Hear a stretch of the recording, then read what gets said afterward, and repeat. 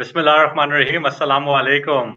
And it is such an honor and such a pleasure to be here today as part of the LearnFest Digital 2020. And I have to say hats off to the entire team for putting together such a phenomenal program. It is my first ever time where I am part of the LearnFest Digital 2020. In fact, it's digital this year, and we can all understand why. We are now learning in crisis, and I want to dive a little deeper into that. But we have 45 minutes, and if you notice behind me, I have a clock. Sorry, it's on this side. Clearly, my perception is a little off. However, I want you to hold me accountable. We do have 45 minutes, and inshallah, hopefully, by the end of the 45 minutes, you will gain a little bit more insight, a little bit more energized. I know it is 10 p.m. here in Pakistan. However, learning is forever, and I'm really honored and pleased that everyone that has joined me today shares in the excitement of learning, because without learning, how do we ever grow? And that's the topic of today. It's coaching for growth. Now, I don't know if you've had the opportunity of listening into a couple of other speakers that really talked about coaching. So I'm not going to go into too much depth around the idea of coaching, but what I really want to highlight today is, number one, share with you sort of 6 key principles or 6 keys that will help you enhance your own performance, be it in life or within an organization that you work with, or in fact, serving the community that you're in. And then the second thing is perhaps also give you an opportunity of speaking with a volunteer, which I'll announce in a minute. With a volunteer, go through a coaching dialogue so you get a flavor and an understanding of what coaching really is and how it goes through it. And that will be about 15 minutes, I assume. And then towards the end of it, we'll open it for Q&A. And if I have a response for you, I will share with you my perspective on the questions that you have. So please, please, please, if you haven't already seen my introductory video, which was displayed throughout the course of the build-up to this festival, then I encourage you to please have an open mind, because an open mind is a learning mind, and also come up with some questions that will help you dive deeper into the questions that you are asking. Yes, it is for self, because it all starts within us. And once we can identify what our core issues or our core problems may be, then that will help us start building the blocks necessary that will help us get out of the trap that we're in and then face forward in terms of the progress that we need to make, inshallah. So, quick introduction. My name is Imaad Rizvi. I am a performance coach. That's how people see me or view me as, because that's what I tend to put out. And I also see myself as a serial optimist. Now, optimism is something that helps me particularly drive forward in the actions that I take. And at the same time, I see that there is hope in the future. So inshallah, throughout this conversation today, I hope you gain some valuable insights that will help you as an individual. And if you're working within an organization, or you're working or supporting a community, even your family as well, that you can take on board these tips that I do share that will help enhance your conversations and relationships as we move forward. Assalamu alaikum, Gulshan. So good to see you here. Thank you so much. Open mind is a learning mind. Thank you for repeating that. I really appreciate your attendance. Now, learning in crisis, that is a very apt topic. Now, when we think about learning in crisis, crisis typically would be deemed as a very negative term, where it's a situation that really is not within our control. However, what is it that we must do to get out of a certain crisis? And in conversations and dialogues with a lot of people, what we're finding in this crisis, i.e. the pandemic, i.e. COVID-19, is people are struggling, most people, not everyone, but most people are struggling to figure out what is it that we need to do to get out of this mess. Most often than not, we're all hoping that this ends very, very soon so that we can get back to our normal lives. But I say that's the worst approach you can possibly take, because crisis in itself, really by definition, is the turning point. Now you get to choose whether it's for better or for worse. Now, when we think about a turning point, any time or any event in your life, be it the pandemic or not, when you're in a crisis, it's a reactive response that you have to get things done in order to be able to be where you need to be in the future. Now, as part of the 6 principles that I wish to share, I'm going to dive deeper into what that means and what you must do as an individual to start working on those. You'll never get the results immediately and instantaneously. And that's where really performance comes from. It's step by step and it's gradual progress that you're making to enhance your own skills, your own abilities, to change your certain behaviors, perhaps, that will help you get to where you need to be. So when we talk about learning in crisis, I love this term because I see it slightly differently as opposed to how other people may see it. So if you think about learning, and by definition, learning is really, and I Googled this as well from the dictionary, it's knowledge or skills acquired. Now that is one definition. The second definition, which I found quite apt and definitely apt for this current situation and this program, is really a modification of behavior tendency by experience. So that's where our tendency to be very reactive under situations that are sort of out of our control, where that's an opportunity for us to learn, because experiences will teach us if we don't be proactive in wanting to learn for ourselves. Now, if I were to ask you the question prior to this pandemic, because we almost got to an extent very, very lazy when it comes to wanting to really grow and really expand our mind. And as a coach, I always ask the question, how do you see yourself and what do you consider to be the worst case scenario? Nothing of this magnitude has ever come into people's mind. It hasn't even come into mine. I mean, we're familiar with the Spanish flu as a pandemic and an outbreak, but we would never think that this would be happening to us in our lifetime.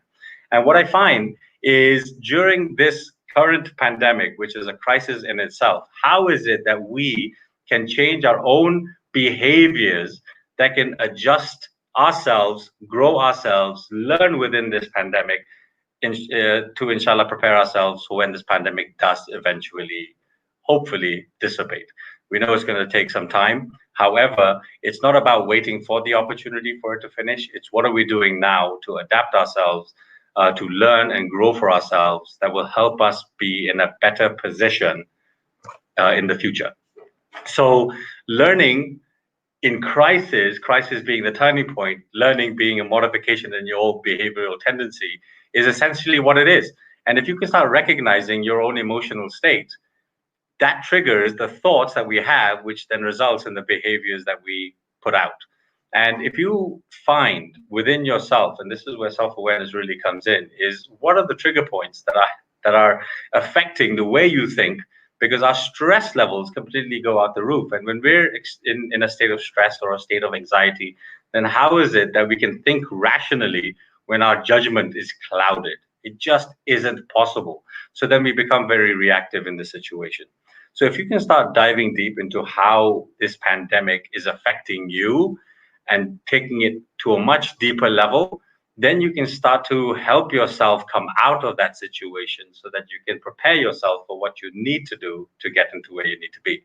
Hopefully that wasn't too confusing, but I really, really applaud the team for coming up with such a topic because it is absolutely relevant, especially in these times.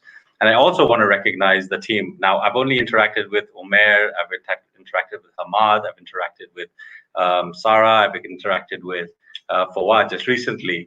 And there's so many other people at the back. And in my conversations with them, the amount of work that they had to put in to make this learning festival a reality, hats off, because there were so many things that they also had to learn in this journey to really help everyone in Pakistan and around the world gain access to valuable learnings from many, many great thought leaders from around the world.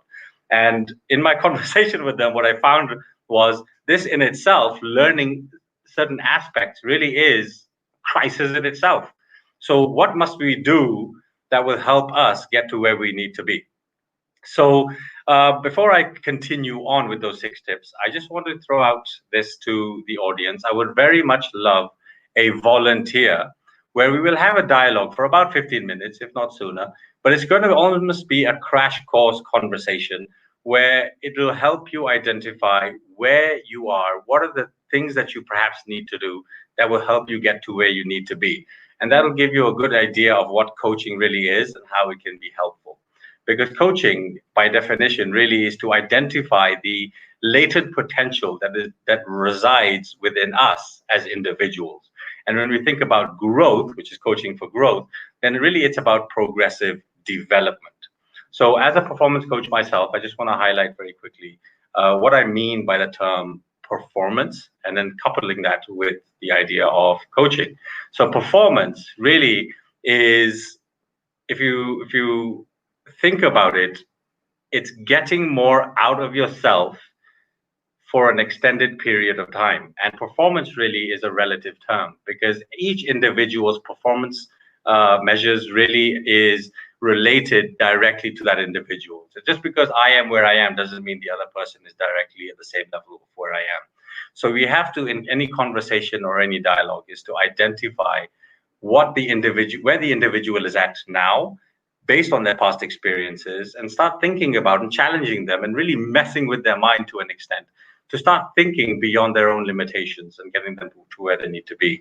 So performance coaching, if I were to define it in 2 words, it's really inspiring advancement. And this is driven not so much by the coach as it is driven by the coachee, so the person that I do interact with, or any coach does interact with. It's predominantly a dialogue, it's a conversation. And that conversation really is directed, definitely intended by the coach, and it's really to challenge the coachee to see gaps that perhaps they haven't seen for themselves. And when that awakening and that realization comes out, it comes out from themselves. And when something comes out from you, then what tends to happen is there's a high likelihood of you wanting to follow through with that. So coaching really is about asking the right questions and ensuring that you can understand where this person is coming from and challenge them to a certain extent to help them get to another level. So as part of the coaching journey, it's never just a one-off conversation. I don't know if you have had the opportunity to see the recent documentary on Michael Jordan called The Last Dance, and it is absolutely phenomenal. I really, really loved it. Number one, because I used to play basketball back in the day, and I had this aspiration to play at a very professional level. However, when I saw this, because I did look up to Michael Jordan as one of my heroes, and I sort of tried to emulate his style, I learned so much more about Michael Jordan during this documentary. And you talk about performance, though he was the greatest player of all time, and of course that can be debatable if you're following various debates on YouTube, but Michael Jordan, in my view, was one of the greatest players ever to have played the game. And this documentary really honed in on his ability to maximize his performance, knowing fully well that his performance limit will never be reached, because it is limitless. And that belief in itself means we're constantly improving ourselves. And that's the sort of the mindset that I want people to know, is that we as individuals have unlimited potential. And when we can truly believe at a deeper level that we have this unlimited potential, then doors of opportunity start opening up in terms of what is it that you need to do. What I will highlight is patience is one of the attributes that is required as part of any journey. Yes, we want results instantaneously. Yes, we've got a lot of external factors that may be floating around that is going to affect us in many significant ways, but it takes courage to want to fight against those and keep doing what is necessary. And I believe it's very important that the partnership between the coach and the coachee is really, really built on trust, because real big decisions are made when there is a synergy between the coach and the coachee. So that then allows people to believe and feel that they have someone supporting them. It could be a family member, it could be a best friend, it could be a coach, someone who is there by their side and supporting them through this journey and telling them how it is and what they feel, and being honest and open and transparent in this entire journey. So without further ado, I want to highlight sort of 6 key points, which if you haven't thought of already, it will help you begin the journey of enhancing your own performance, whether you're at work, or whether you're serving a community, whether you're engaging with your family and you want to just do more, or whether you're just wanting to grow for yourself. And ultimately, we all know that change begins with self. And when our own personal performance enhances, then everything around us also enhances as well.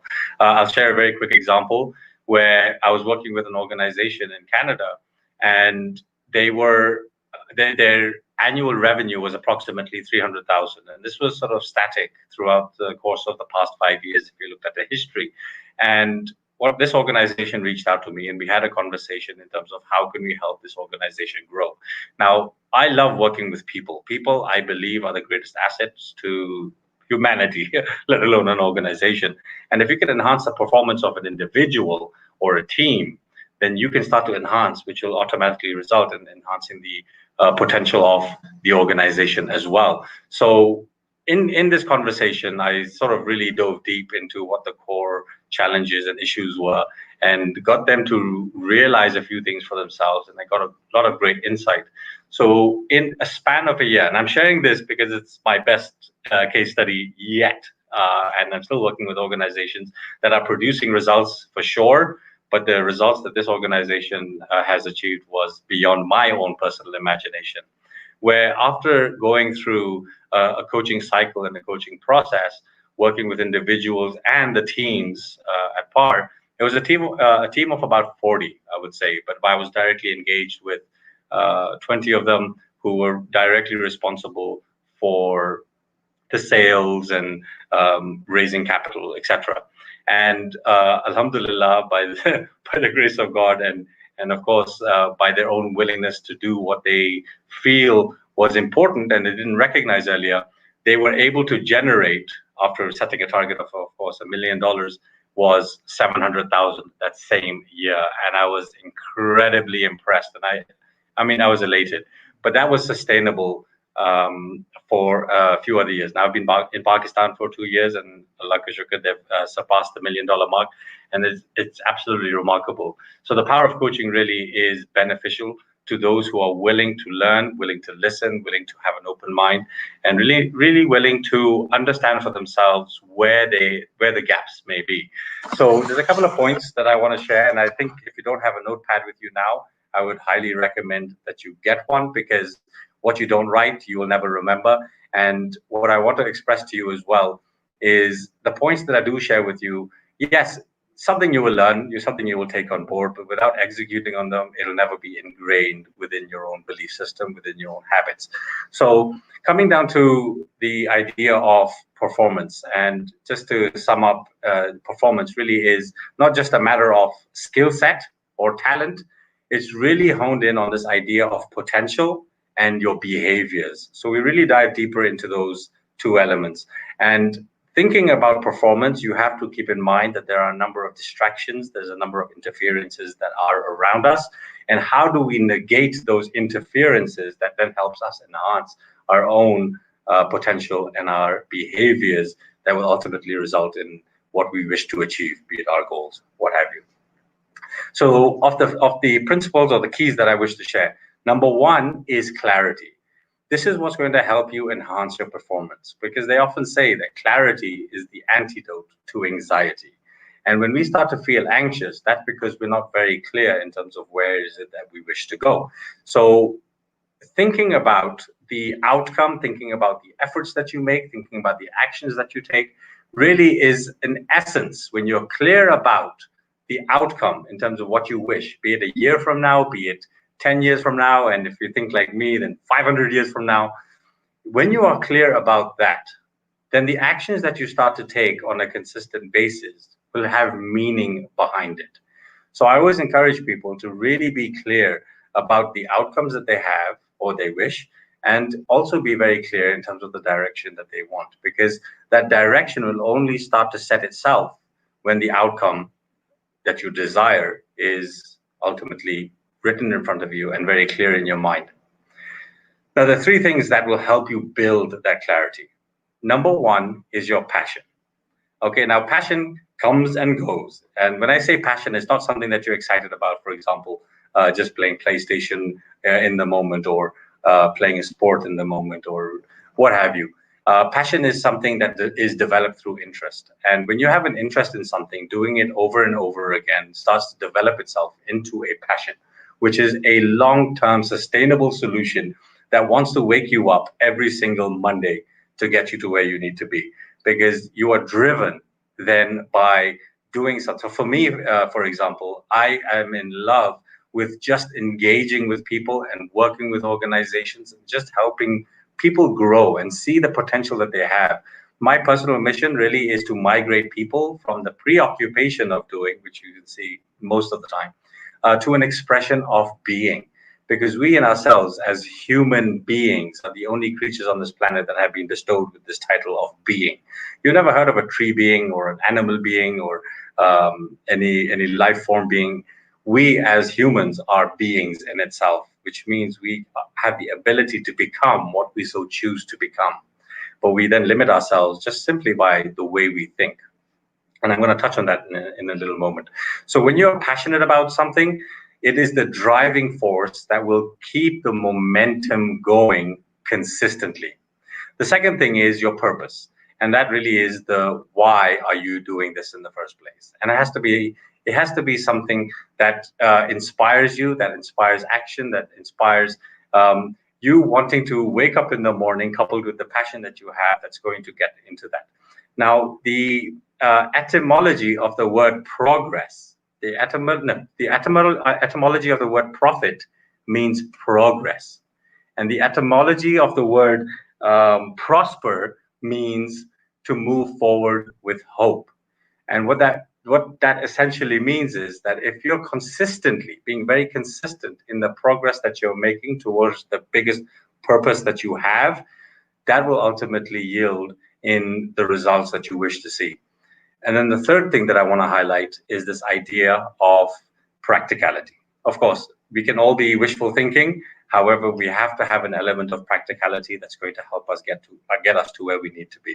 So when we're thinking of our daily activities consistently, then what that essentially does is that bit by bit, you'll start to see, not only start to see, but you'll start to attract what you feel is important. And it's in the beginning, it's very, very difficult. But when you can start to identify very clearly what your passion is, what your purpose is, and being practical in terms of your daily activities, then ultimately you become very, very clear. So no matter how critical any situation may be, you're going to be in a state of calm where you can then rationally think in terms of what actions need to be taken moving forward. Otherwise, you're going to be consumed with fear. And of course, that releases cortisol, which then turns around and just messes everything up, in my opinion. Now, the second thing is, after clarity, is courage. Now, courage means that you're doing something that you've never done before, but you're having the ability to do it. You're going beyond your own personal insecurities, your own personal fears, and actually embracing doing something that is completely new and perhaps even alien to you. Now, where does courage come from? That's a question I often hear many, many times. Courage essentially comes from making a commitment. Now, when you make a commitment on something, you are driven to making it happen. And what happens is when you stay focused on one particular thing and you are committed to it, what essentially happens is that your body starts to tell you that you are familiar with this idea of courage. Let's try and use it somewhere else. So in essence, our entire physiology is then built around this idea of courage and how it can be addressed in one place or another. It doesn't mean you go face to face with a lion on the first go. It means you've got to go, first things first, do it, take it step by step, and feel the confidence that you get when you've made a commitment and you've actually followed through with it. Because when you follow through with it, the outcome at the end of it is something that you're going to applaud yourself by stating, hey, I was scared of doing something. It was that initial step that I had the courage enough to do. And I saw, wow, it wasn't as bad as I thought. And then that feeling and that emotion is, essentially translates into the next thing, into the next thing, and into the next thing. So courage really is creating new beliefs within ourselves that will help yield different results because we know what is possible. The third thing here is productivity. Now, productivity really is, in essence, doing more in least amount of time. And everybody wants to achieve that. Now, if you think about it, there are a couple of principles or a couple of tools, perhaps, that I can share with you that will help you become more productive And in essence, you're going to be saving yourself so much more time to doing more things that are more important and more relevant to your growth. Because we as human beings are, generally speaking, because I had this problem once upon a time, is I was, what's the word? Uh, it's word for lazy. Forgive me, I just completely skipped my mind. But no, procrastinate. There you go. Sorry about that. I used to procrastinate significantly. Now, there's a sort of three tools that I want to sort of highlight to you that will help you overcome this procrastination feel that you perhaps may have to go into a state of productivity. And the first principle is the Pareto principle, and it's a very common principle. And if you're not familiar with it, you can certainly do a Google search. But in essence, what it says is 80% of the effort that you make will result in 20% of the effort. And if you take it vice versa, 20% of the results, 20% of the effort will yield 80% of the results. And that's what you want to really, really do, is hone in on the 20% of what is important for you so that you do that consistently, which will then yield the 80% of the results. The second tool that I can sort of highlight to you is called the Parkinson's law. Now, our mind works in funny ways. If we give ourselves, say, 8 hours to complete a particular task, then our mind has the ability to fill in the gaps where necessary, where we will ultimately achieve what we need to achieve in the 8 hours. But if there's a void in there somewhere, what's going to happen is your brain will fill it up with wanting to, say, perhaps watch a TV show quickly, or it's going to ask you to do something else. And then when we get to the end game, which is now crunch time, which we're all very experienced with. If you think about the exams that we gave as students, and some of you may be students right now giving exams, where we learn practically everything in the last day. So the same principle applies over here as well. So the idea behind it is, if your mind takes 8 hours, if you give yourself 8 hours to complete a particular task, then cut that down, say, to 2 hours. What you will end up doing is start rewiring your mind to allow yourself to complete the same task in 2 hours, which means you've now earned 6 hours of time.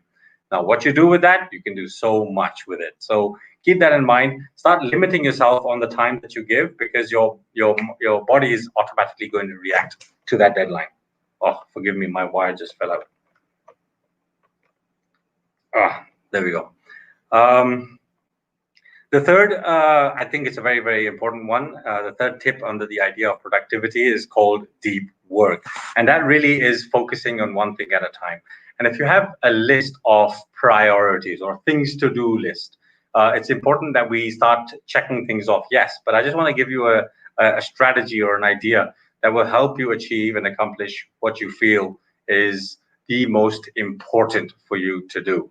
And you start taking each of those items and comparing them with one another. And what you do with that is, from a level of importance, you're able to then highlight which ones are the ones that are ultimately important and which ones can you do either at a later time or perhaps can even delegate. So if you take one task, your job is to accomplish that first before you move on to the second task.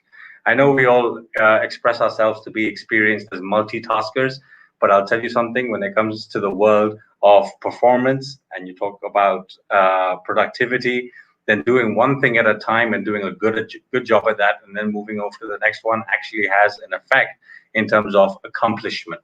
Because when we start doing too much at any one given time, it creates a lot of anxiety and it creates a lot of stress as well. The fourth point that I want to quickly share or highlight is this idea of your emotions. Now, we are emotional creatures and we're emotional beings. And as emotional beings, in the course of a given day, you will fluctuate. You could have, you could be stressed. You could say perhaps feel loved. You could perhaps feel anxiety or what have you. There's a number of emotions that we all go through in any given day. So any negative emotion that you are experiencing, it's very important that during that time, especially when we're working and trying to be as productive as we possibly can be, is really identifying what that emotion is. Now, when I say identifying an emotion, I don't mean to say, okay, hey, how are you feeling? And your response would be, hey, I'm feeling down or I'm feeling depressed. No, I want you to start diving a little deeper into what that feeling is. And what I mean by that is you've got to give yourself a reason for the emotion that you're feeling. So why is it that you're feeling down or depressed or lazy, what have you? When you're able to hone in on the reason as to why you're feeling down, then you can give it a name and attach a name to it. So for example, hey, I'm feeling down because I'm feeling anxious. Now, anxious or anxiety is the name that you've given to it. Okay, great. Now that you know that anxiety is the reason for why I'm feeling down, then what is causing, or what event or what circumstance is causing this anxiety?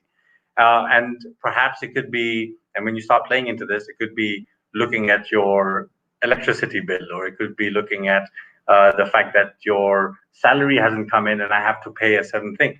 So whatever it may be, once you identify what that is, you've got to lock that in. And yes, it happens on a consistent basis, but why give yourself that time to get to that state when you've got 20 other days to try and focus on what is it that you can do to help mitigate it? So that's the other piece, is really around calibrating your emotions that will then serve you in a much, much better way. The fifth thing that I want to say, and I'm going to highlight this and stress this out, because we as human beings have what we call a physical state, we have an emotional state, and then we have a mental state. And our mental state is very often talked about because mental health is something that is, of course, a global pandemic, and it's only getting worse during this COVID-19 pandemic. However, we have to recognize, and I said it in that particular order, physical, emotional, mental, because your physical state will have a significant impact on your emotional state.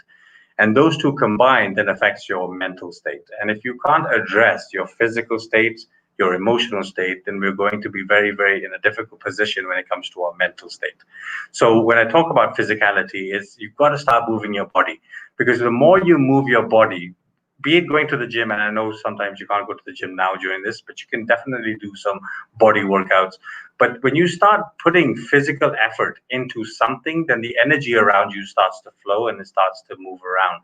And when that energy moves around, then you start to feel so much more better.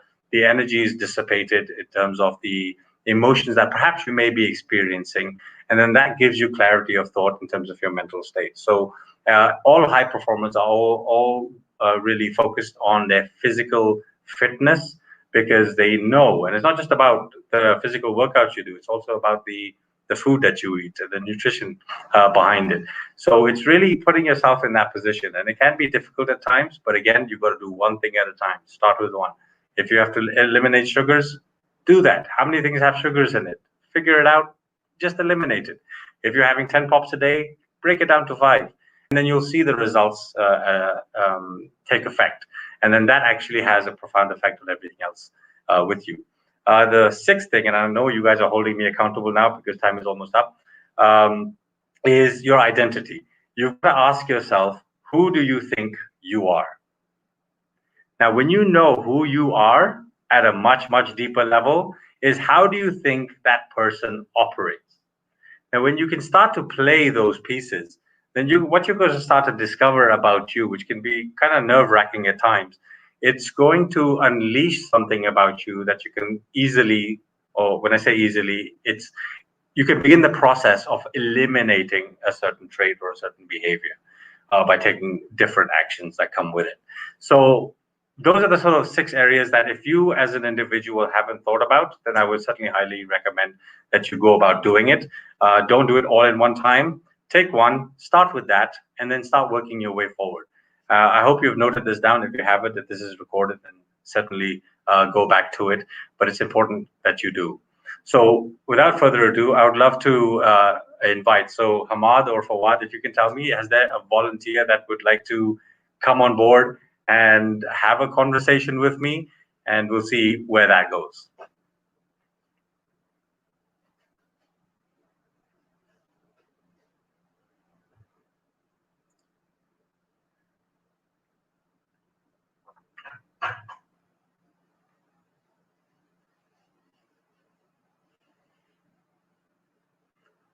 Fawad. Hi, Imaad. Assalamu alaikum. How are you? Walaikum assalam. So what we're going to do now, and for the purpose of this particular session, I'm not going to dive too deep into it because I can respect your privacy as well. However, this is an opportunity not only for you, but also for the audience to see how a coaching conversation can go.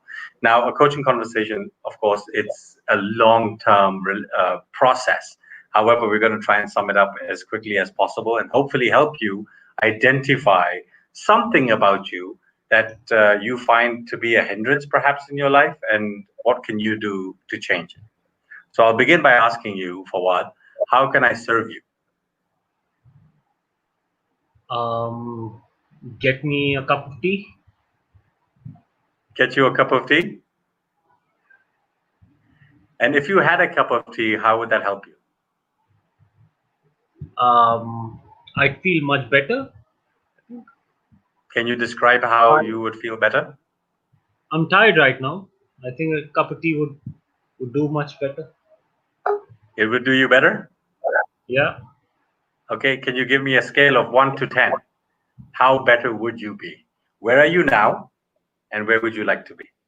I'm at 5. I'd feel at 7. I think 7.5. 7.5? Yeah. That's the maximum you're going to go with a cup of tea? Yeah. Is there anything else that you could do to get yourself from a 7.5 to perhaps an 8.5?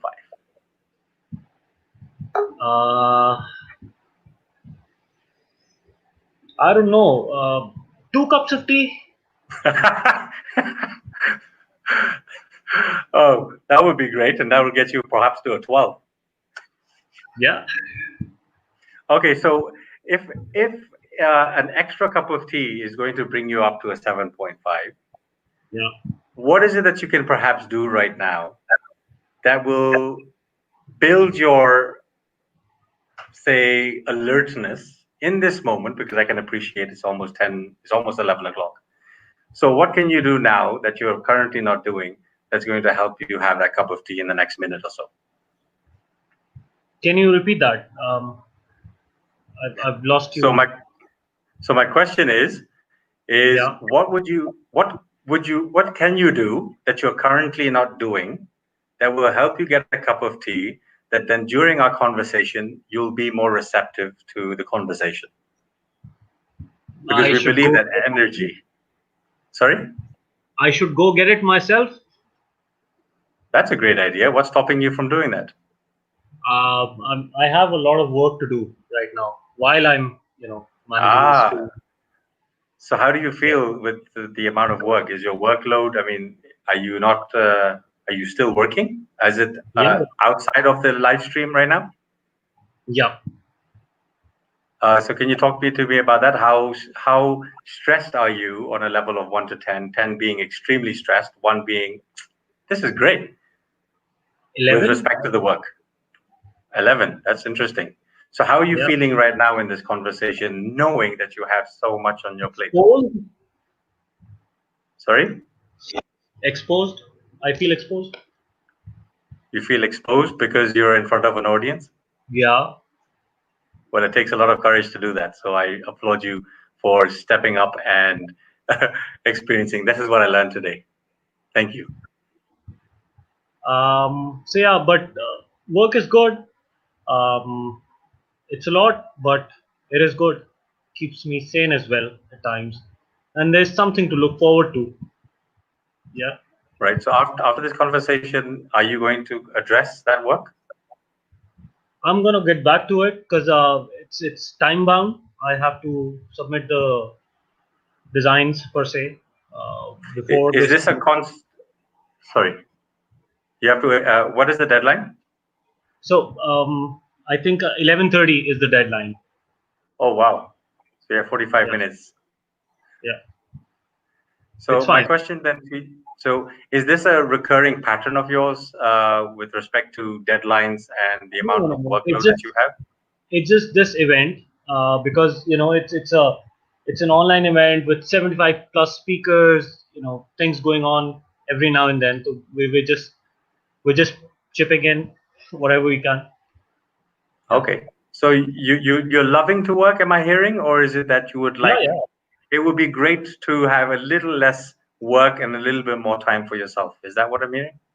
Yeah, Yeah. but So if this you, will end Mhm. in like 3 days. 3 days it will get better. It won't be this hectic. So It I'm won't looking be. for. I'm saying Did you? after 3 days the workload is going to get a little better. So Okay. I'm gonna relax after that. I'm looking forward to that. So that keeps me going. Excellent. Okay, so as with related to your work, how are you feeling right now on a scale of 1 to 10? Because you did express that you're at 11, if I heard you correctly, with respect to the Yeah, deadline that you have for the work right after this session. yeah. Do you believe you will be able to achieve it? I know I'll be able to achieve it. Oh, fantastic!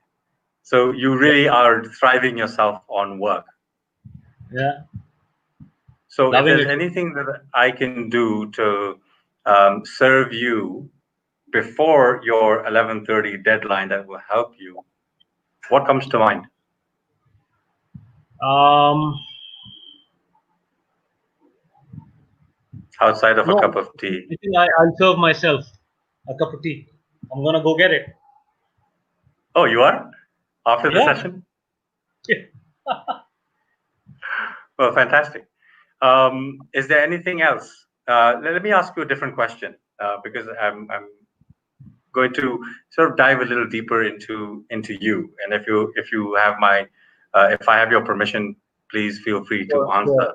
Is considering, yes, you have workload and it might reduce a little bit sooner. And I think I have the benefit of also getting to know you a little bit as well in the past. Is what would you like to be doing that you're not currently doing that will help you have a little bit a little better life? I've stopped meditating, is what I know, Hmm. and And I why used is to. that? I just don't know. I just got out of the habit. I stopped for a few days, and then I didn't get back to it.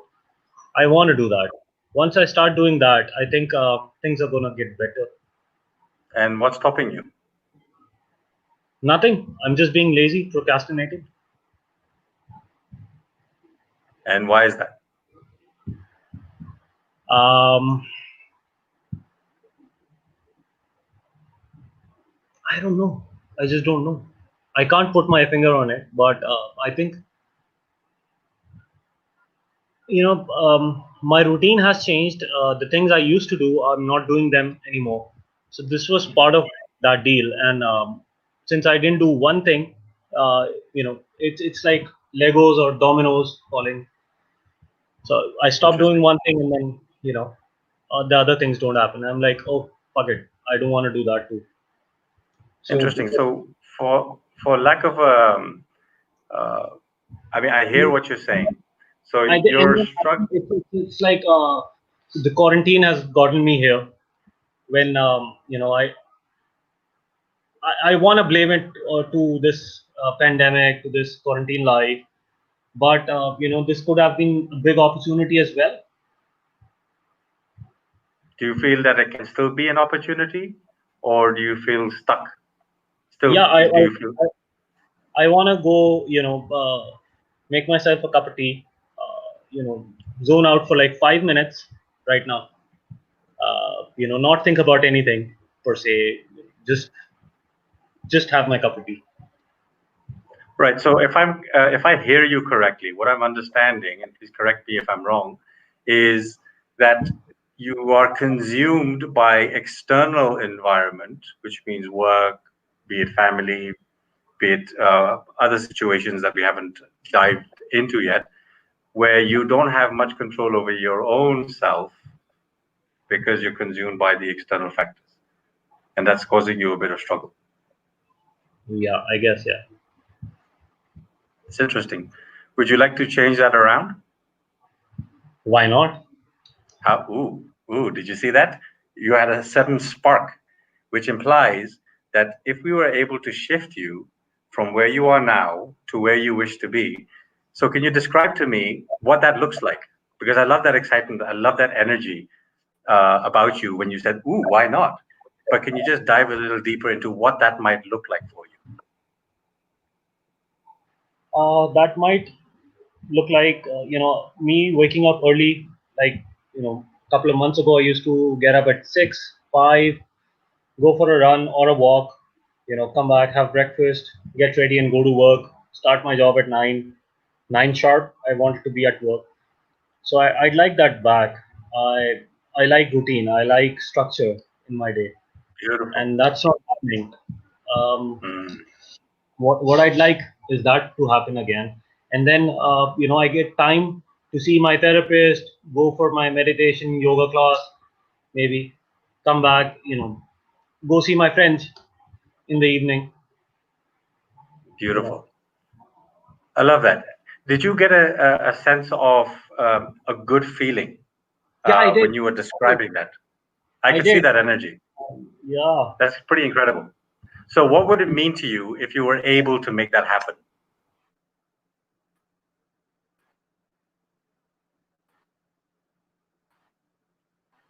I service enough. Thank you, man. Sorry, you lost you there for a second. So, what would it mean to you to make that happen, to make that a reality? It would mean a lot to me. I mean, it would mean me getting back to my life because right now I wake up at 9, 10, 10:30. I don't like it. It feels as if I've lost the entire day, and then it's a rush to get shit done. So it would mean a lot actually. So, it's almost like your glass is not only full, but it's overflowing like a waterfall. Yeah. So, that's very interesting. So, now I'm going to close the session over here, but I'd love to ask you, would Thank you you. find value if we continued these conversations offline? Yeah, I think yes. I'd love that. Well, you have my number. Actually, So thank you so much, everybody. If you're applauding, thank you very much, for volunteering your time. And I want to express to everybody here that this was a very, very quick snapshot of what a coaching session looks like. And it's really just diving into the real world of individuals because our responses generally come from a very surface level approach. And by just me asking questions, which may seem silly in the beginning, but see where I was able to bring a cup of tea right down to, oh my God, there's certain things or certain elements in his life that if he were to be able to change, create a spark. Now, I'm sure some of you had noticed it because the minute he went into the future of what he would like it to be, there was a certain energy about him. But when he was talking about the mundane routine that he's just struggling to try and complete and conclude, then it puts him into this spiral effect of, okay, how do I get out of this mess? And the challenge that we have is in our own personal lives that we get consumed by the external factors of our life. So it essentially digging our own grave, for lack of a better term, but we're just digging a hole for ourselves.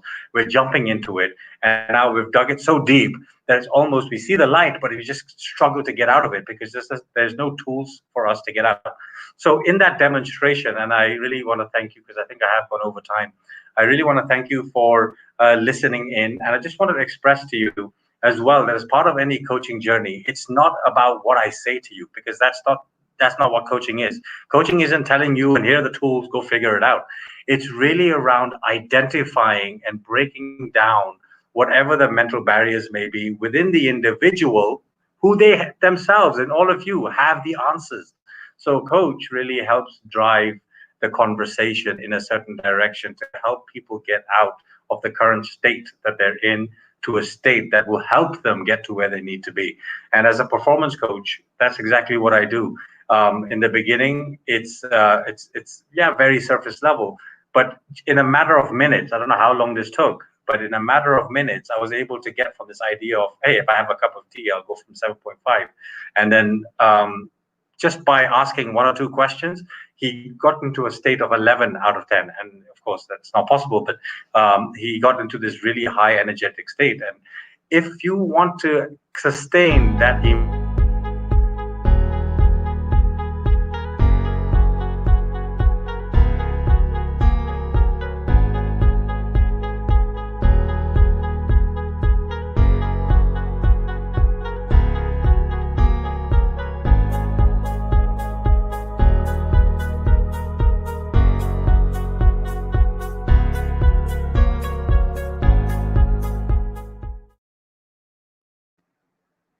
And I am back.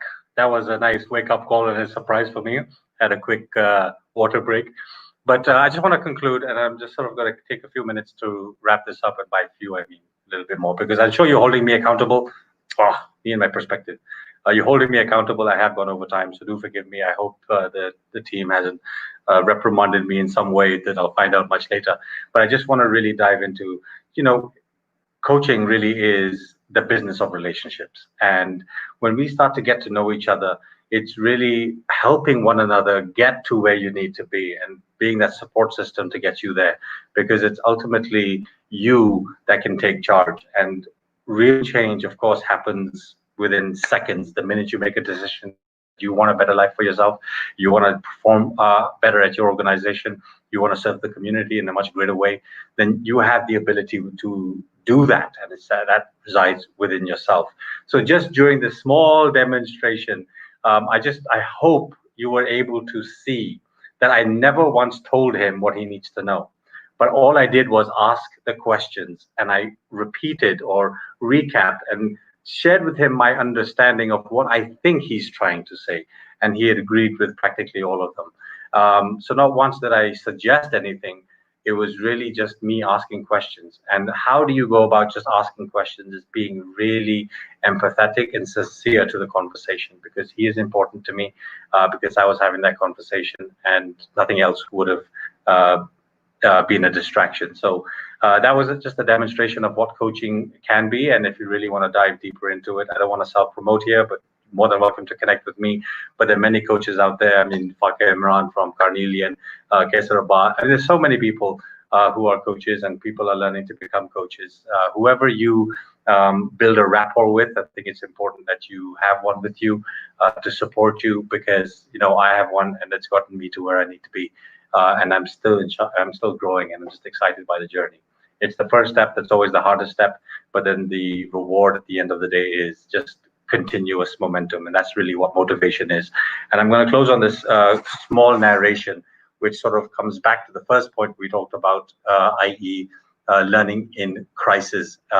Amazing topic, but I just want to highlight that we as individuals, we are seeds. We come into this world as seeds. We are pure beings. We are not conflicted with anything around us. Doesn't matter what environment, what culture, what society you may be brought up in. We are just pure, and it's the environment around us, it's the society around us that mold us to become who we need to be. But that doesn't limit us in terms of, hey, this is who I am. It means that you have the capacity and the capability of changing yourself should you so choose. And in order to change behaviors, you really got to hone in on experiences, put yourself out there, create new ones, and really help yourself shift the beliefs that you perhaps may have that is not serving you really well, to get you to an emotional and thoughtful state that's going to help you progress. Because we as individuals are seeds, and I'm going to say this to you and when I heard this, it just changed my life forever, because we as human beings come into this world as seeds. And if you take a seed as an example, if you just throw the seed onto the floor and you do nothing with it, it's going to wilt away. Nothing will happen. But in order for you to nourish it, you've got to dig it deep into soil. Soil is the nourishment the seed needs. But imagine something so small that you can squeeze and break. It's pressured with the amount of soil, the nutrients of life. And through that pressure, does it allow it to grow? And it comes out of the soil eventually and blossoms into a tree. So what I want to express to you is this, and it's very clear, whereby the soil and the nourishment that we need as human beings lies in the challenges, in the struggles, in the stress. All of these things that are putting pressure on us, that we're deeming to be pressure, is building us and preparing us to be stronger. Because when you go to the gym and you're lifting those weights have a purpose. And in the same context, the stress and the anxiety and the pressure that you're feeling upon yourself, other people's opinions, what tends to happen is that pressure builds. But it's the nourishment that you need to be able to fight through and become a stronger human being, mentally, physically, and emotionally. So that's it from me. I hope you've gained some insight in this session. I had a great time. Thank you so much for tuning in this late at night. It is 11 o'clock. I've gone 15 minutes over time, Please forgive me if that wasn't what I was supposed to do. But when I'm in a flow, I just love what I do. So I'm sorry for going over time. But once again, thank you so much.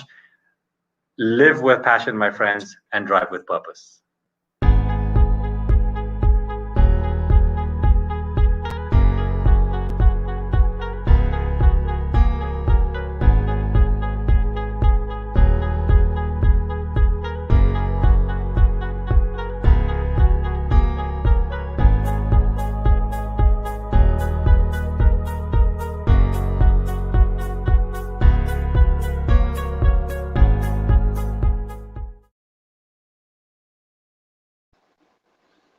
Hello everyone, and thank you so much for letting me be a part of this LearnFest. और थोड़ी देर पहले तक ये जब coaching का तस्करा चल रहा था तो I got so lost in the conversation और उस कोचिंग डेमो में मैं इतना खो गया था कि मुझे थोड़ा सा existential crisis होने लग गया था. तो please allow me to come out of it, come back from that mode. Thank you so much, G. Give it up for Imaad as well, not just Faheem, who did a wonderful, wonderful session. I think it was, I could see the excitement on people's, well, not on their faces. I just hope very soon we get to see each other's faces, but yes, in comments. And it's very exciting. Thank you so much. So I don't know what comments am I receiving. I'll be taking whatever the questions there are and जो भी discussion हो रही होगी. मैं आपको सबसे पहले तो अपना तारुफ कराता चलूं. मेरा नाम फ़हीम आज़म है और मैं एक लोग मुझे एक आर्टिस्ट समझते हैं और ताल्लुक मेरा कॉर्पोरेट से है और कॉर्पोरेट से भी है. तो अभी मेरा एक फिल्म से भी वास्ता रहा है. मैं डिजिटल एंटरटेनमेंट का भी हिस्सा रहा हूँ. थिएटर मैंने किया है 12-13 साल. सो आमतौर पे जो मुझे जाना जाता है वो एक राइटर के तौर पे, एक एक्टर के तौर पे, acting coach, stand up comedian, director, many of these things that I now want to associate myself with. But before that, मेरा background जो है वो marketing से रहा और HR and training भी मेरे काफी दिल के करीब के areas हैं, तो मैं उन पे भी काम करता रहा हूँ. और normally मतलब ये आपने motivational speakers को बहुत कहते हुए सुना होगा कि मैं थोड़ा सा C grade B, C grade किस्म का स्टूडेंट रहा था हमेशा. और आपने लोगों को कहते हुए सुना होगा कि ये जो C ग्रेडर्स होते हैं ये जिंदगी में थोड़ा सा आगे निकल जाते हैं बिकॉज उनको कुछ वो क्या होता है स्ट्रीट स्मार्ट हो जाते हैं और ये जो A ग्रेडर्स हैं ये जिंदगी में थोड़ा सा पीछे रह जाते हैं. तो वो I am very happy that I was C grader. But मैं ये बताते चलूं कि जो ये रीजन बताते हैं ना C ग्रेडर्स का थोड़ा सा आगे निकल जाने वाला, वो बिल्कुल गलत बताते हैं. उसकी रीजन ये है कि ये C ग्रेडर्स ये A ग्रेडर्स पीछे इसलिए रह जाते हैं क्योंकि ये हमेशा क्लास में अपना होमवर्क मुकम्मल करने जैसी घटिया हरकतें करते हैं. और जब टीचर ने मांगा भी नहीं होता क्लास में कि जी होमवर्क आज का था या असाइनमेंट थी या टेस्ट था, तो ये हाथ खड़ा करके पूछ लेते हैं कि सर आज तो आपने टेस्ट नहीं लेना था.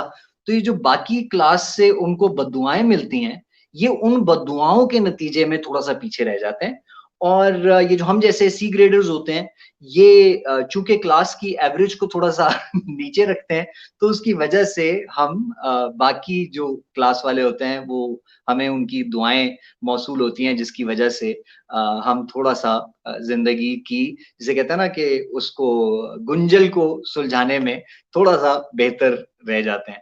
But I am hoping and I wish कि हम सब अपनी जिंदगी की गुंजल को सीधा कर सकें. टाइटल आप देख रहे होंगे, ये टाइटल मैं आपको बताते चलूं बिल्कुल गलत है.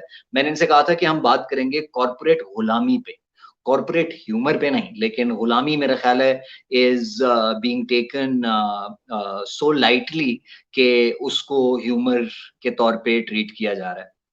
So I am going to talk about corporate gulami, and it is one of the favorite subjects of people who are in corporate already. क्योंकि वो आपस में बैठ के हम बस यही सोच रहे होते हैं कि जी ये yeah certainly good great. So हम आपस में बैठ के ना हमें बड़ा मजा आता है. हम कॉर्पोरेट का खा भी रहे होते हैं और साथ ये बैठ के डिस्कशन भी कर रहे होते हैं कि ये इस गुलामी से हमें कब निजात मिलेगी, और हम अपनी जिंदगी के अगले 15 साल यही डिस्कशन करते रहते हैं, इस गुलामी से कब हमें निजात मिलेगी, और समहाउ हम इसी गुलामी में खुश रहते हैं. खैर, I am not going to dive deep into it all of a sudden, बिल्कुल शुरू में. I'll just give you a little bit of context of where I'm coming from, of what my discussion is going to entail. मेरा मानना ये है कि, और ये मैं थोड़ा अनपॉपुलर ओपिनियन प्रेजेंट कर रहा हूँ, ये मैं आपको बताता चलूं, क्योंकि हमारे यहाँ जनरेशंस में ये डिस्कशन बड़ी आम रहती है कि जी हमारी जो पिछली सारा कसूर जो था वो हमारी पिछली जनरेशंस का था, नहीं, सारा कसूर वो था उस जनरेशन का जिन्होंने पाकिस्तान बनाया है, क्योंकि उन्होंने उसके बाद हमें कुछ दिया नहीं. सारा कसूर जो है वो ये नई जनरेशन का है, ये जो नई जनरेशन है, नई जनरेशन कुछ नहीं समझती और ये पाकिस्तान को बर्बाद करने पे थोड़ी वगैरह वगैरह. So we have very easily हम पैकेट में बंद करके पूरी पूरी जनरेशन को इल्जाम दे देते हैं. लेकिन the kind of generation that I belong to, I may look young, but I am actually not. But that goes my favor. तो हम लोग जिस टाइम में रेज हुए हैं वो बड़ा ट्रिकी टाइम था, और मुझे लगता है कि हमारे साथ बड़ा धोखा हुआ है और हमारी परवरिश बड़ी गलत हुई. तो this is what I want to talk about today, कि हमारी परवरिश बहुत गलत हुई है. क्योंकि जब मैं लड़का था और बड़ा हो रहा था तो मेरे इर्द गिर्द हर तरफ एक ही जोर था, एक कानों में एक ही आवाज आती थी, किसी तरीके से सरकारी नौकरी मिल जाए, मतलब सरकारी नौकरी लग जाए तो हमारा काम सेट हो जाएगा, जिंदगी सेट हो जाएगी. और इस हद तक एक, जैसे कहता ना, एक उसका ऑब्सेशन था कि मुझे अच्छी तरह याद है, my father was a government servant. तो मतलब हमारे इर्द गिर्द के लोगों का ना, खासतौर पे इलेक्शन के टाइम पे सियासतदानों पे बड़ा प्रेशर होता था, और मेरे अब्बू पे भी होता था. तो वो क्या करते थे कि वो एक छोटी सी 1500-2000 रुपए की टेम्परेरी नौकरी पाने के लिए भी, जो कि सरकारी होती थी, उसके लिए भी इतना तड़प रहे होते थे कि मतलब हमारे अंदर एक होता था कि ये सरकारी नौकरी क्या भला चीज है. और जब हम सरकारी नौकरी का मेंटालिटी तैयार करके बड़े हो गए और बिल्कुल तैयार हो गए, अब जो है ना हम परफेक्ट किस्म के कैंडिडेट हो गए सरकारी नौकरी के लिए, तब तक कॉर्पोरेट की लाइफ आ चुकी थी. अब हमें सडनली पता चला कि जो आपकी तरबियत हुई है उसको अनलर्न करना पड़ेगा और एक नई तरबियत हासिल करनी पड़ेगी, क्योंकि प्राइवेट एंटरप्राइजेस आ गई है, क्योंकि अब आपको प्राइवेट नौकरियां करनी है, क्योंकि उनमें पैसा भी है, उसमें काम भी हो रहा है, उसमें डिसिप्लिन भी, वगैरह वगैरह वगैरह. And I remember this one time, मैंने नया नया स्ट्रगल करना शुरू किया था. तो मैं ना आर्टिस्ट चाहता था, फिल्में बनाना चाहता था, लेकिन हमें बचपन से हमें खौफ बहुत दिए जाते हैं ना. तो मतलब आप छोटे से होते हैं, अभी आप पैदा हुए होते हैं, और आपके फादर जो है ना वो आपको भेज देते हैं कि ये पढ़ाई नहीं कर, मतलब छोटा सा बच्चा चूसनी मुंह में लेके बैठा हुआ है और बाप को टेंशन हो रही है ये पढ़ क्यों नहीं रहा. अगर ये इसी तरह लेटा रहा तो सारी जिंदगी क्या हमारी ही घर की रोटियां तोड़ता रहेगा, और ये अगर हमारी ही घर की रोटियां तोड़ता रहेगा तो कल मैं इसको मैकेनिक के पास बिठा दूंगा और मैं इसको जो है जिम्मेदारी पे लगा दूंगा, वगैरह वगैरह. और ये जो जॉब्स हैं जो कि बड़ी रिस्पेक्टेड जॉब्स मैं अब कंसिडर करता हूँ, ये हमें शुरू से ही बता दी जाती है ये तो करने की चीजें नहीं है, ये तो सीखने की बातें ही नहीं है, आपको तो पढ़ाई करनी है. सो वो पढ़ाई का ऑब्सेशन लेके हम लोग बड़े हुए सरकारी के लिए तैयार हो गए. अब हम कॉर्पोरेट के लिए, अब वो शुरू का टाइम मैं आपको बता रहा था, शुरू के टाइम में मुझे 2 प्राइवेट जॉब्स मिल गई. जब मैंने ग्रेजुएशन करके मैं बाहर निकला और मुझे नया नया शादी वादी करने का मूड हुआ, मैंने कहा जी नौकरी वोकरी करते हैं. तो मैंने नौकरी की, फिर मैंने सुबह की एक नौकरी की, शाम की दूसरी नौकरी की. अमेजिंग. मैं घर वापस गया तो हमारी एक रिश्तेदार थी, मैं रिश्ता नहीं बताता, तो उनसे मेरी बात हो रही थी. उन्होंने कहा कि अच्छा आजकल क्या कर रहे हो. तो मैंने कहा जी मैं 2 जॉब्स कर रहा हूँ. मैं सुबह में यहाँ पे एक डिपार्टमेंट हेड करता हूँ कस्टमर सर्विसेज का, और शाम में मैं सुबह में मैं कॉपीराइटर हूँ और शाम में मैं ये कस्टमर सर्विसेज का डिपार्टमेंट मैनेज करता हूँ. तो उन्होंने दोनों डिटेल्स पूरी सुनी और सुनने के बाद कहा कि नहीं, लेकिन कोई ठीक सी असली वाली नौकरी नहीं मिली तुम्हें. तो मैं हैरान हुआ वो क्या कहना चाह रही हैं. तो मुझे समझ आई कि वो कह रही हैं कि सरकारी नौकरी नहीं मिली, ये जो तुम कर रही हो तो हम नौकरी कंसिडर ही नहीं करते. अब इस एनवायरनमेंट में आप रेज हुए और अब आपको कॉर्पोरेट में अपनी जगह बनानी है. अब हमें लग गए 8 साल 10 साल, हमने अपने आप को प्रॉपर कॉर्पोरेट कर लिया. जब हमने अपना आप को प्रॉपर कॉर्पोरेट कर लिया तो अचानक सारे मोटिवेशनल स्पीकर्स आके बैठ के हमें बातें सुनाना शुरू हो गए कि एंटरप्रेन्योरशिप करनी है, कॉर्पोरेट गुलामी से बाहर निकलना है। तो मैं परेशान हूं कि मुझे जिंदगी में हर चीज लेट क्यों बता रहे हैं ये लोग। अगर यही करना था तो मुझे बहुत पहले बता देते, मैं एक अच्छी सी बेहतरीन सी दुकान शुरू में ही डाल लेता और एंटरप्रेन्योरशिप में आ जाता। सो खैर आई मीन दिस इज, और मजे की बात यह कि अब जो बच्चे मैं देख रहा हूँ कि वो बिजनेस पढ़ लिया उन्होंने उन्होंने जैसे कहते हैं ना कॉर्पोरेट में अपना सेटअप बना लिया, सारा कुछ कर लिया और एंटरप्रेन्योरशिप की तरफ भी बढ़ गए। अब वो वही लोग मुझे बातें करते हुए सुनाई दे रहे हैं कि CSS करना है। तो सडनली फ्रॉम सरकारी to corporate to entrepreneurship to back to सरकारी मतलब हम क्या सर्कल में घूम रहे हैं? I just can't understand what we've become. But for all of those people who are part of corporate, I don't want to confuse you further. मैं आपको सच्ची बात बताऊं तो I want and I would like to साथ साथ take some comments as well. अगर हमारे पास यहाँ पे कुछ comments आए हैं तो I would like to take them and respond to them. I mean, so they can be shared. Yeah, Amar, we can all relate to these dual job lives, and these dual lives we're very confused. खैर, तो मेरे साथ ये हुआ कि it's these same A graders who remind the boss of the deadline. And ये पीछे रह जाते हैं जी, ये पीछे रह जाते हैं, ये फिर ना ये मिडिल मैनेजमेंट भी रह जाते हैं, ये हायर मैनेजमेंट में कभी नहीं जाते, मैं आपको बताता रहूं। फायजा, हाय।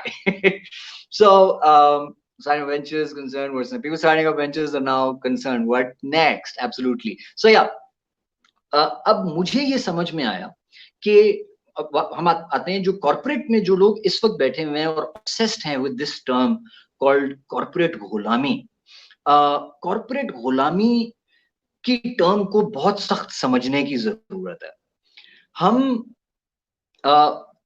हम ये समझते हैं कि अगर हम एक पर्टिकुलर लाइफ स्टाइल लेके चलेंगे, अगर हमारे पास एक रूटीन होगी और एक स्ट्रक्चर होगा तो हम गुलामी में होंगे, तो उससे हमें आजादी हासिल करनी है। एंड द फर्स्ट इमेजिनेशन, वो जो हम एंटरप्रेन्योरशिप के लिए निकल रहे होते हैं या कोई अपना काम करने निकल रहे होते हैं या अपने हार्ट को फॉलो करने के लिए निकल रहे होते हैं या पैशन को फॉलो करने के लिए निकल रहे होते हैं, ये सारी हरकतें करने के लिए जो हम निकल रहे होते हैं, तो हम सबसे पहले जो सोच रहे होते हैं कॉर्पोरेट गुलामी से निकलेंगे, सुबह जल्दी जागना नहीं पड़ेगा, अपनी मर्जी की टाइमिंग होगी, अपनी मर्जी की छुट्टियां होंगी।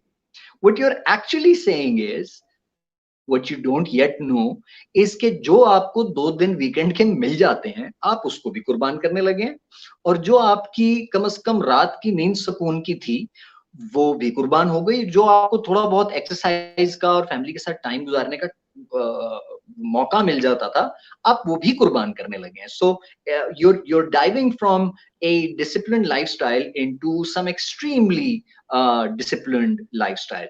और अगर हम उसको एक्सेप्ट करने को, तो इसलिए most of these moves from corporate गुलामी टू द अपने पैशन की आजादी, they fail because we don't understand how much it takes for a person to dive into that sort of a lifestyle.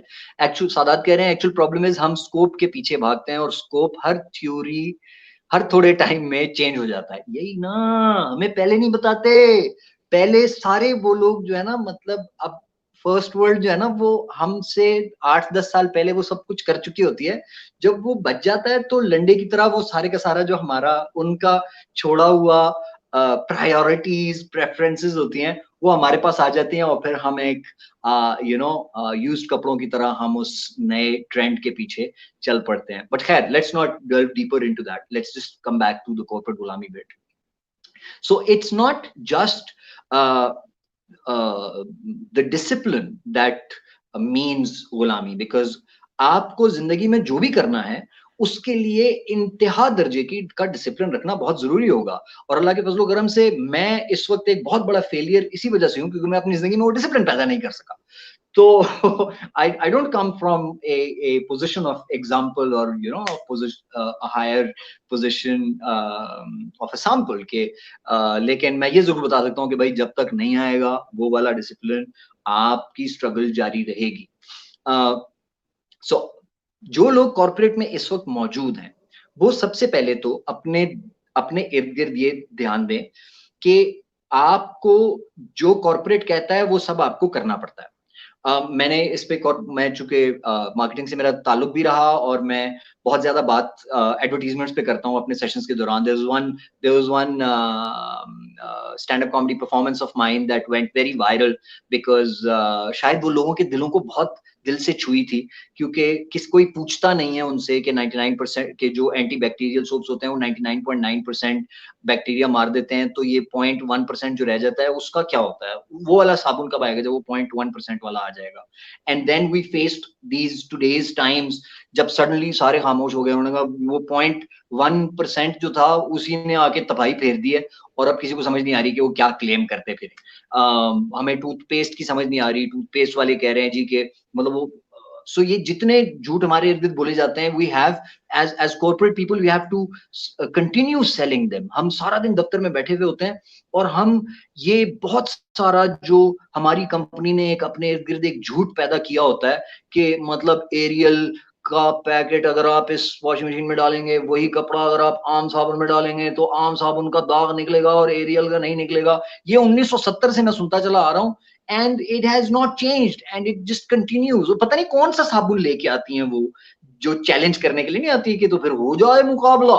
अब वो चैलेंज करने के लिए साबुन लेकर आ रहे हैं और वो दाग का एक 5% भी दूर नहीं कर पा रहे। So this kind of lies we have to keep supporting, another example of where we become corporate गुलाम। लेकिन on the other hand, अगर आप अपने काम की तरफ मूव करते हैं और अचानक आपको पता चलता है कि आपका जो माल आया है इस दफा जो प्रोडक्ट बनाने के लिए, वो माल बुरी क्वालिटी का आ गया और अब आप वो वापस नहीं कर सकते।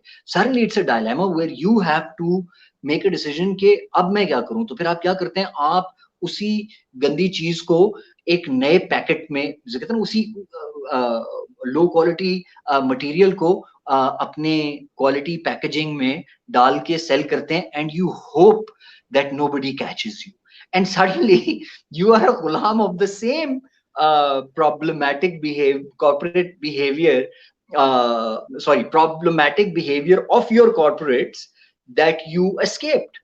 और आपको वही डिस्प्ले करना पड़ रहा है क्योंकि हमारे यहाँ जिंदगी की मजबूरी है। Why will we be stuck in this cycle of gulami? Whatever we do is because, now here I will need your focus and here I will need your comments as well, if you agree or not, that all of our decisions, life decisions, are based out of fear.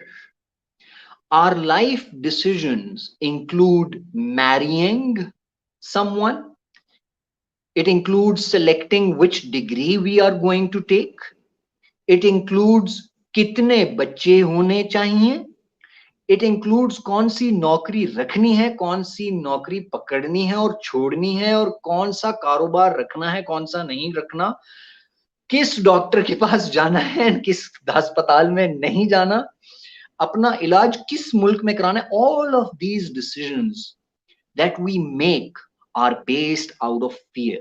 And it takes me back to the first comment that I made, where I said that हमारी परवरिश बहुत गड़बड़ हुई है, हमारी परवरिश बहुत खराब हुई है। उसकी बुनियादी वजह या एग्जाम्पल मैं अगर आपको दूं कि आपको हर डिसीजन में हमारे पेरेंट्स, हमारे टीचर्स, हमारे दोस्त, हमारे जूनियर्स, हमारे सीनियर्स, हमें सब डरा के रखते हैं, हमारे अंदर एक खौफ डाल देते हैं कि अगर ये डिग्री ना की तो फिर हम किधर जाएंगे, अगर ये वाली नौकरी ना की तो फिर हम किधर जाएंगे, अगर ये वाला रिश्ता चला गया, किसी और को मिल गया तो पता नहीं हमारी जिंदगी के साथ क्या होगा। अरे अगर हम इस अब्यूसिव रिलेशनशिप में रहे तो बच्चों का क्या होगा। All of our decisions are based out of fear, and fear drives us to do things which may not be good for our heart। उसे कहते हैं ना, हम इस डर से, again a decision made out of fear, इस डर से कि कहीं मैं पूरी जिंदगी यही ना करता रहूं या करती रहूं, हम क्या करते हैं, अपनी सारी जमा पूंजी उठा के कारोबार में लगा देते हैं, एक एंटरप्रेन्योरियल वेंचर में लगा देते हैं, बगैर कुछ सोचे और बगैर किसी डिसिप्लिन की तैयारी के.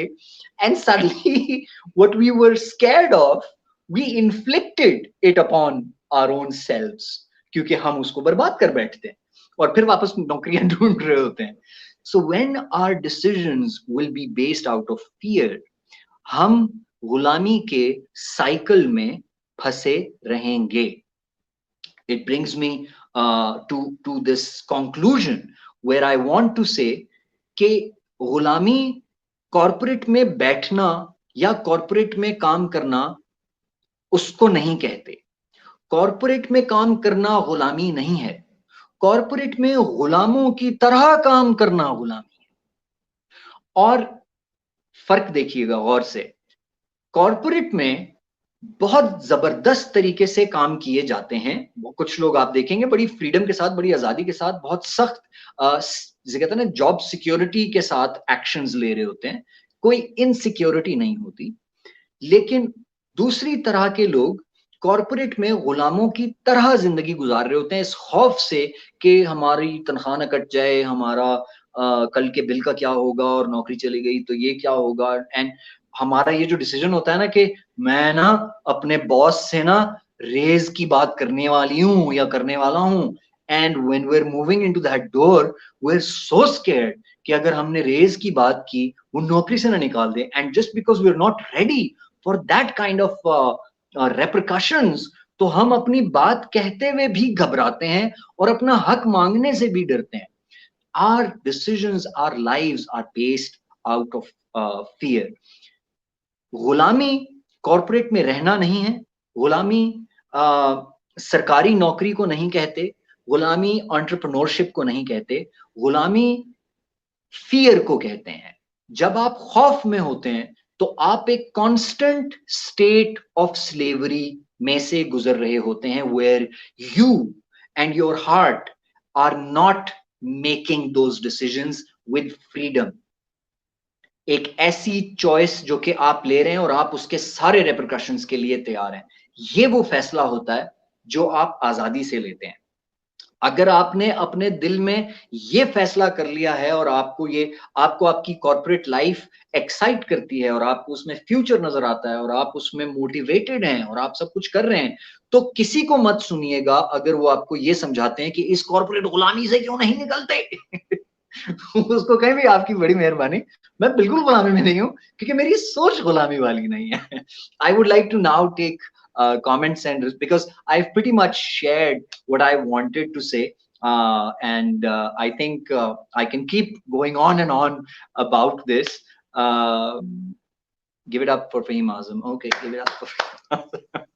And we can continue this for hours and hours. इसमें अगर मैं आपकी एक स्टोरी सुनना शुरू कर दूं तो मुझे बहुत मजा आएगा. It was very interesting. I do this joke in my set sometimes कि मैं बात कर रहा था Fair and Lovely की. अब interestingly I was at Unilever when I was performing this, और मैंने कहा जी कि मुझे एक बात समझ नहीं आती कि ये जो फेयर एंड लवली है वो क्लेम करते हैं कि जी आप यहाँ पे लगाएं और यहाँ पे लगाएं, यहाँ पे लगाएं, 1 हफ्ता लगाएं तो आप जो है ना आप गोरे हो जाएंगे. लेकिन मुझे ये नहीं समझ आती कि अगर आप यहाँ लगाएं और 7-8 दिन तक लगाते रहें तो जो लड़की एड में लगा रही होती है वो यहाँ लगा रही होती है, वो घुटनों से कैसे सफेद हो जाती है. और मतलब वो आई वॉज इमेजिनिंग कि वो एड में पीछे क्या होता होगा कि वो पता नहीं बड़ा सा टब होगा फेयर एंड लवली का जिसको उठा के ना वो पूरे जिस्म पे मल रहे होंगे तो वो कहीं वाइट हो रही होगी. और बाद में मुझे पता चला कि वो मॉडल ही गोरी हायर करते हैं कि उसको पहले कलर करके सांवला करेंगे और फिर उसका एक शेड उतार के तस्वीर लेंगे और फिर उसको जो है ना वो जो कलर पैलेट होता है उस पैलेट के साथ मैच करेंगे कि ये देखें ये जो खातून है ये और गोरी होती जा रही है. अब while I was doing this at Unilever, I started asking questions. जी आप क्या कर रहे हैं? तो किसी ने मैं फेयर एंड लवली डिवीजन में काम करता हूँ. लाइक फिर खैर उन्होंने एक वहीं पे आर्गुमेंट दिया. उन्होंने कहा जी हम कलर को फेयर करने की बात नहीं करते, हम ग्लो की बात करते हैं. तो मैंने कहा ये जो नीचे कलर पैलेट दिया हुआ होता है वो क्या डिस्टम्पर लगाने के लिए दिया हुआ होता है? So you know, we have to, when we start questioning our lives, our the work that we do, तो हमारे इर्द गिर्द जो काम हम कॉर्पोरेट से निकल के अपने लिए भी कर रहे होंगे, उस अगर उसके हम मॉरल पोजीशन पे आ जाएं कि हम उसको क्वेश्चन करना शुरू कर दें कि जो हम कर रहे हैं वो ठीक है, वो किसके लिए फायदा है, वो किसके लिए फायदा नहीं है, वो सोसाइटी के लिए कैसे जा रहा है, कैसे नहीं जा रहा, हम कमेंट करने के लिए बड़े तेज होते हैं कि उनको ये सोचना चाहिए कि बिजनेस में एथिक्स भी होते हैं. But when it comes down to money and insecurity and the fear कि आप सब लूज कर देंगे, तो फिर उस वक्त इंसान कुछ भी करने को तैयार होता है. और वो जो कुछ भी होता है उसको गुलामी कहते हैं, चाहे वो आप फिल्में बनाते हुए कर रहे हो.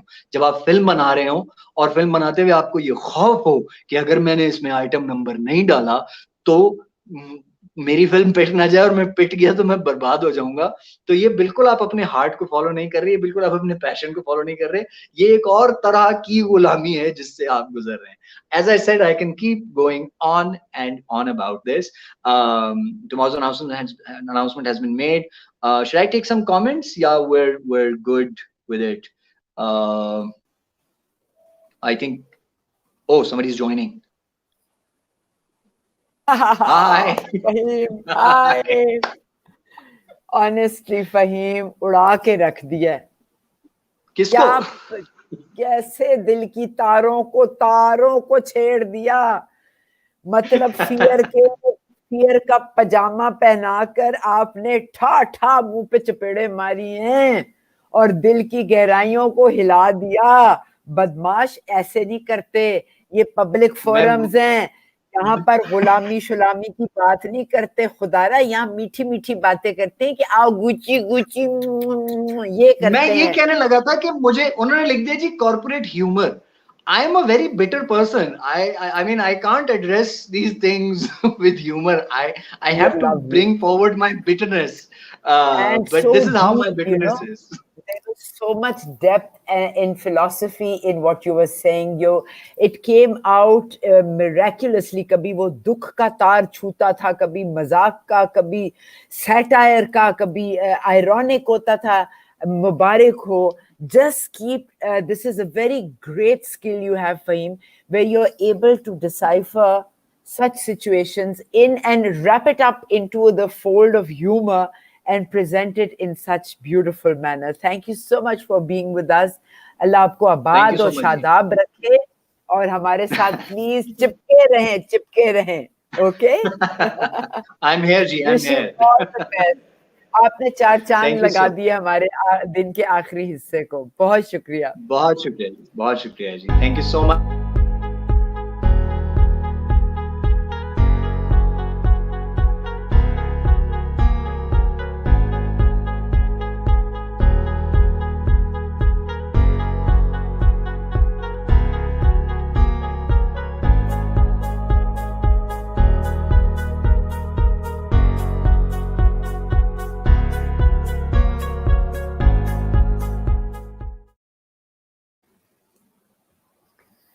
Welcome back, everybody. I greeted you this morning at 10 and it's almost 11:30 and here I am again.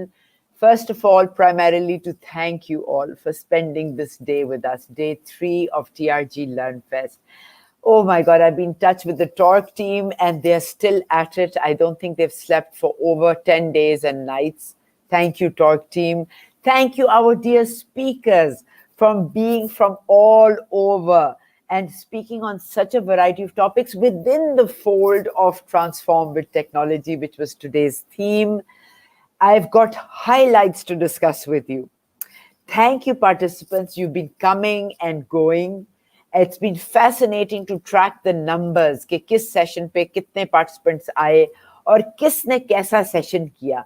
So to give you a good example, especially जो आप सारे speakers थे, it'll be interesting for you to know कि कहाँ पर धूम धमाका ज़्यादा हुआ और कहाँ पर कोई और level की engagement हुई और उस engagement की वजह क्या थी. Let's have a look. सबसे जो धूम धमाके वाली चीज निकली पूरे दिन में, that was Sam Waterfall's session on LinkedIn, how to engage as your capabilities and project yourself on LinkedIn. So Sam Waterfall, you were the career coach from UK, how to make LinkedIn work for you. That was one of the most hit topics for today. Samar Hassan got the most question and answers. Samar, congratulations. You were talking about cultivating innovation mindset. And a lot of this was given to me by the talk team's Sarah Mashood. Sarah, thank you very much for tracking the numbers so closely. Then we have Vakar Ali. He was talking about freelancing. Again, communication skills for freelancers. Well done. Oh, Asfar and the morning PST session. Asfar Mir, your keynote on leading digital transformation and the PSTD transformative technology, Hasnain Abbas, that also had 420 participants, the most that we had in any session throughout the day. Also worth noting were Jahangir Sachwani's session. Jahangir, congratulations. You've done a great job on Excel Business Analytics. But मजे की बात है कि जो हमने technical sessions आज करवाए हैं, प्योर हार्डकोर टेक्नोलॉजी के टेक्निकल सेशंस, वो बड़े हिट हुए, वो सबसे ज्यादा हिट हुए. उसके बाद जी नुमान नसरुल्ला ऑफ फनवर्क्स, आपके लिए खास ये कहा जा रहा है, आपने कहा था ह्यूमन सेंटर्ड डिजाइन, तो टॉपिक तो अपनी जगह माशाल्लाह it went very well, but आपको बहुत ज्यादा व्यूअरशिप मिली.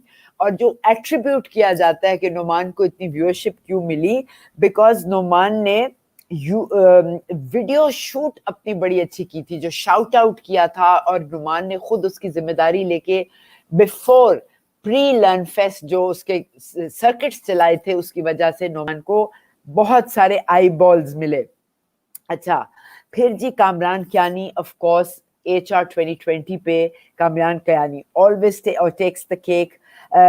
आरिफ प्यार अली, अच्छा उनको लर्निंग माइंडसेट्स अकाउंटेबिलिटी पे उन्होंने बात की थी, तो उनको ही वाज नॉट ओनली के ऑडियंस उनके साथ चार्म थी, बल्कि Arif we'd like to thank you because you are also very supportive to learn fest. आपने लर्न फेस्ट में भी बड़ा कंट्रीब्यूट किया. Similarly Waleed Anwar of Carnelian, Waleed मेरी जान, मेरा अपना, तूने भी learn fest is very very grateful to you.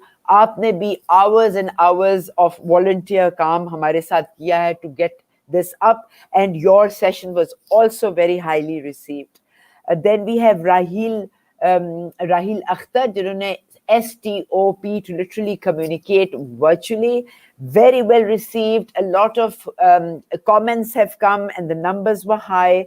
Uzma Atiqad is from Etiqad ने एक बात की थी, are you really for digital transformation?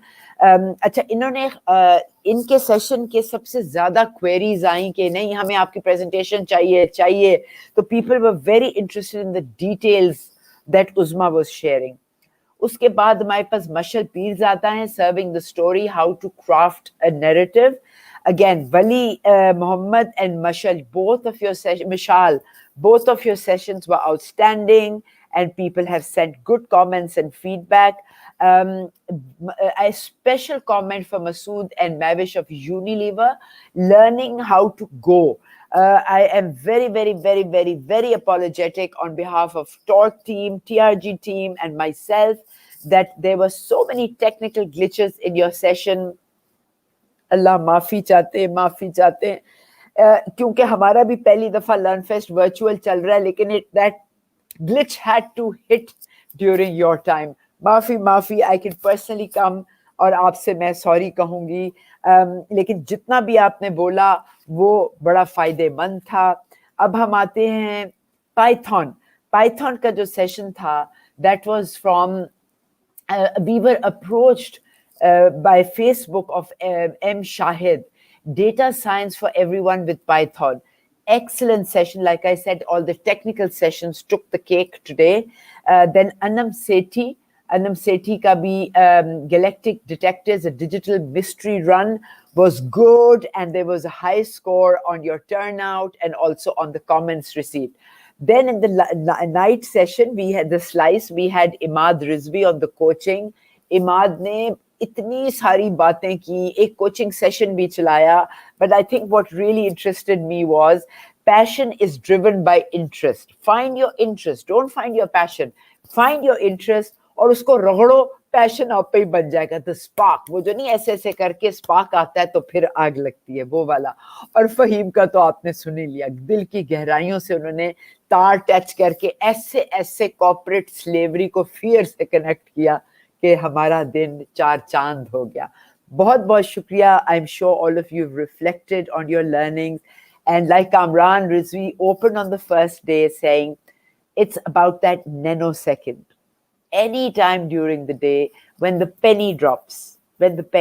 मुझे याद है हमारे कीनोट स्पीकर रात के बल्कि लास्ट सेशंस में अब्बास हुसैन साहब, माय ओन वेरी फेवरेट गुरु, उन्होंने 2-3 बातें ऐसी मेरी जिंदगी में मैंने उनसे सुनी हैं. Where the pennies dropped, उनसे मैंने सीखा 1-2 जुमले. When the world's great hunger meets your deep gladness, that is your calling. That's where my penny dropped. When the world's deep hunger meets your deep gladness, that is your calling.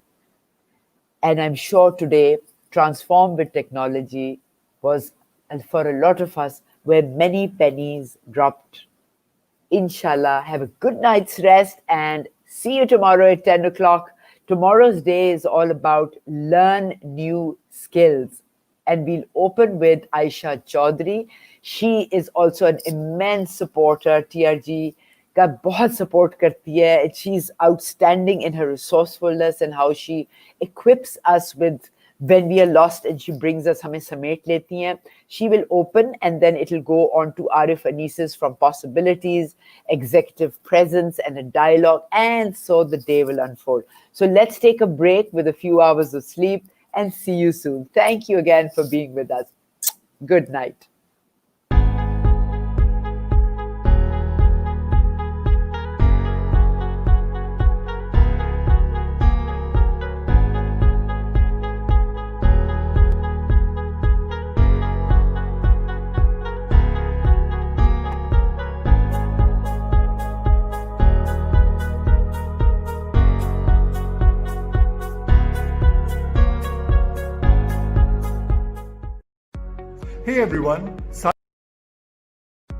Hey everyone, Sadin Shah here, inviting you to Persuasion Games, my virtual workshop taking place during the upcoming Digital LearnFest 2020.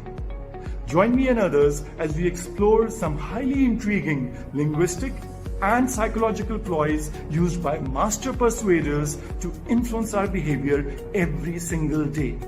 We will also be playing some highly interesting mind games from my corporate entertainment show, Mysteries Within. Will I be able to persuade you to do what I want? Or will you be able to see through my tactics and resist them? We'll find out on Thursday, August 13th. Head over now to trg.org.pk and register for this session. Assalamualaikum everyone, my name is Aisha Nawab and I'm a trainer and consultant with Carnelian, and I'm super excited to be engaging with all of you at the TRG LearnFest from August 10th to August 15th. Please join me on day 5 where I'm going to talk a little bit about why diversity is important in these challenging times and how we can ensure that we eliminate our biases and welcome diversity with open arms. See you there. Hey everyone, I'm Sayyida Khazran Junaid, Lead Meditator Talent Experts International. Like everyone, I had my share of stress and emotional grinding during my professional years. But I also learned a secret to a peaceful and stress-free life. Stress-free doesn't mean challenge-free. It means a life in which I face the challenges without compromising my happiness and my peace. And this is the secret that I am coming to share with